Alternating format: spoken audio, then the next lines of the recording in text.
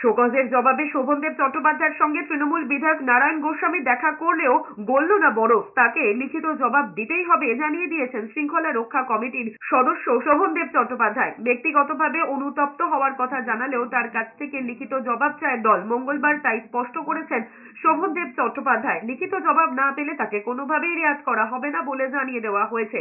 অল্প কথাতেই দলের কড়া অবস্থান বুঝতে পেরে গিয়েছেন নারায়ণ গোস্বামী। অশোকনগরের বিধায়ক হওয়ার পাশাপাশি উত্তর 24 পরগনা জেলা পরিষদের সভাধিপতিও নারায়ণ। মঞ্চে অসংলগ্ন অবস্থায় নারায়ণ গোস্বামীর আচরণ ভালোভাবে নেয়নি দল। মঙ্গলবার তাই স্পষ্ট করেছেন শোভনদেব চট্টোপাধ্যায়। রাসায়নিকাল গতকাল দেখা করেছে, উত্তর দেবেন, ব্যক্তিগতভাবে আমাকে যা বলার বলেছে, কিন্তু লিখিতভাবে দিই